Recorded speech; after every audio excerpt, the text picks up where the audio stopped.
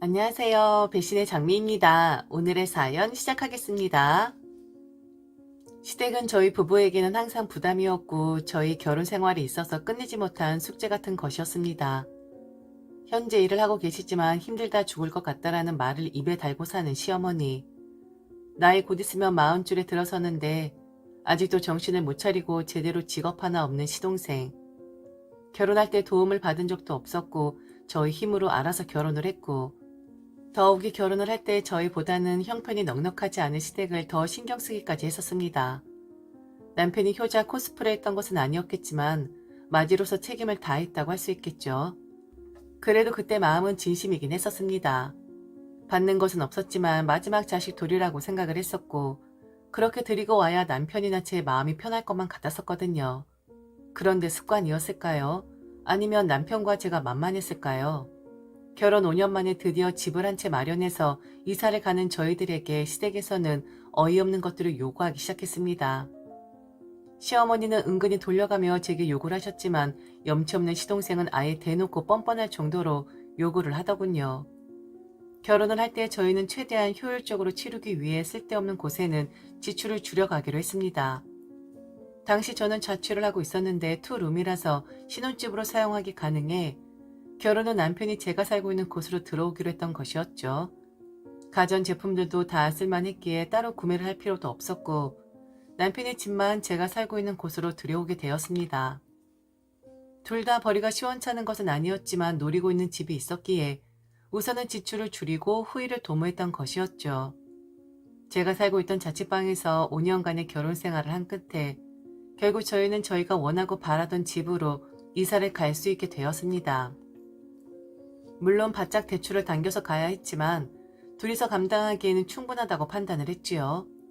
이 기쁜 소식을 저희 친정 부모님께 알리니 당장 그 집을 보고 싶다고 재촉을 하시더군요. 이제야 결국 이사를 나가는 것이냐고 말이죠. 친정 엄마는 너무 기뻐하셨습니다. 그동안 반찬을 하나 해주고 싶어도 김치를 좀 넉넉하게 가져다 주고 싶어도 작은 냉장고라 그리 못했다고 이제는 큰 냉장고 있을 테니 넉넉하게 반찬을 해줄 수 있다고 매우 좋아라 하셨었죠. 살면서 남편과 저는 불편함을 느끼지 못했고 우리의 미래를 위해 잠시 웅크리고 있는 것이라 생각을 했었는데 저희 친정 부모님은 제가 그렇게 살고 있는 것이 보기에 안쓰러우셨던가 봅니다.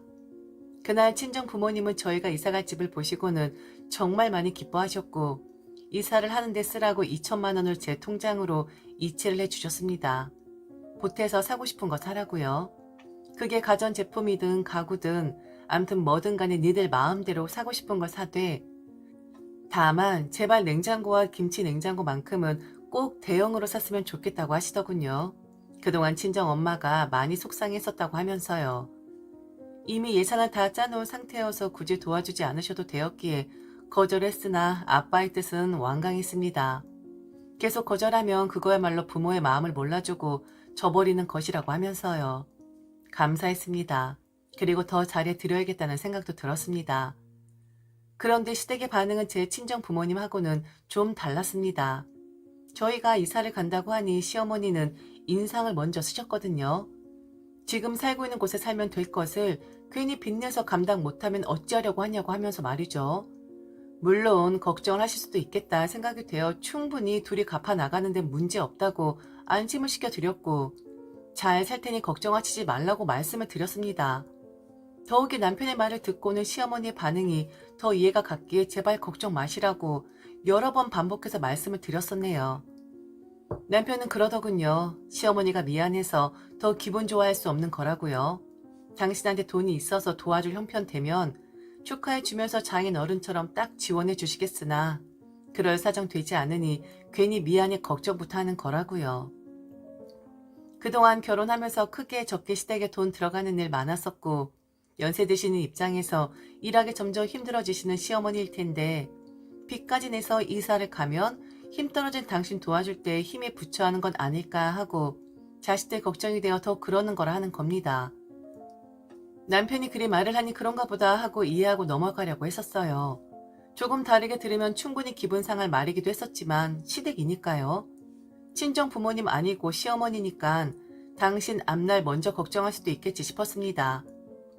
그렇게 이해를 하고 이사 갈 날만 손꼽아 기다리고 있는데 시동생에게서 전화가 한 통 걸려왔습니다. 지금 시어머니가 자리 깔고 몸져 누우셨다고요? 어디 편찮으신 거냐 했더니 그게 아니라 너무 걱정을 하는 바람에 병을 얻었다고 하는 거예요. 그게 무슨 소리냐 했더니 시동생도 저희 이사 이야기를 꺼내는 겁니다. 왜 지금 이사를 하냐고요. 앞으로 금리는 계속 오른다고 하고 집값은 떨어진다고 하는데 그 빚 정말 어떻게 감당하려고 하는 거냐고 너무 저희만 생각한다는 겁니다. 그렇게 비싼 집도 아니고 우리 주제에 맞는 그런 곳입니다. 빚내는 거 누군들 좋아하겠어요? 그런데 무리해서 가는 것도 아니고 충분히 감당 가능한 거니 집도 산 건데 왜 자꾸 저런 말을 해서 제 기분을 상하게 하는 건지 모르겠더라고요. 그리고 우리만 생각한다니요? 결혼했으니 양가 부모님들 당연히 생각을 해야죠. 그런데 무엇보다 우리가 우선 아닙니까? 우리 부부의 만족도가 높아야 양가 부모님도 챙기고 하는 것 아니겠습니까? 집을 사고 제가 얼마나 좋아했었는데, 그리고 집 사서 이사한다고 하니 친정엄마는 눈물까지 흘리며 좋아하셨는데 시가의 반응은 저희 친정과 비교해서 달라도 너무 다른 겁니다. 그리고 그 이유가 자식 걱정된다는 말은 핑계고 혹시 자기 돈 필요할 때 지원 필요할 때 바로바로 돈 나오지 않을까 싶어 그게 걱정되어 한 소리 또 하고 또 하고 한다는 게 이해가 가질 않더라고요.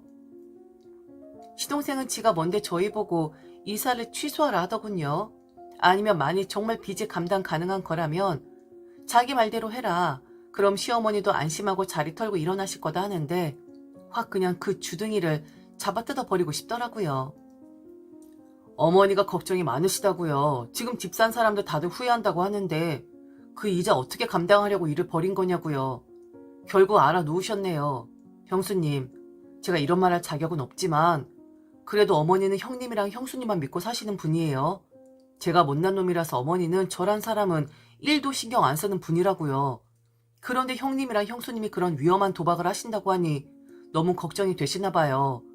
어머니 기력도 떨어져서 얼마 안 있으면 일도 관두셔야 할 것 같은데 이사 다시 한번 생각해 보시면 안 되나요? 정말 이자 감당 가능하신 거예요?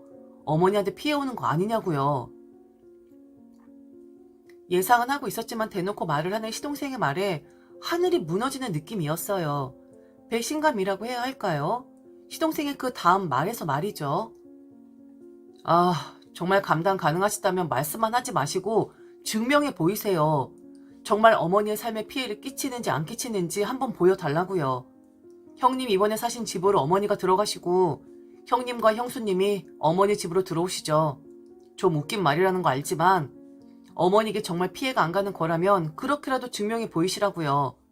평생 거기서 사시겠다는 게 아니라 한 2년 정도 지났어도 어머니가 돈 필요할 때 전혀 피해 없이 주신다 하면 어머니가 다시 어머니 집으로 돌아가실게요. 그렇게 해주시겠어요? 당연히 명의도 어머니로 돌려주시고요.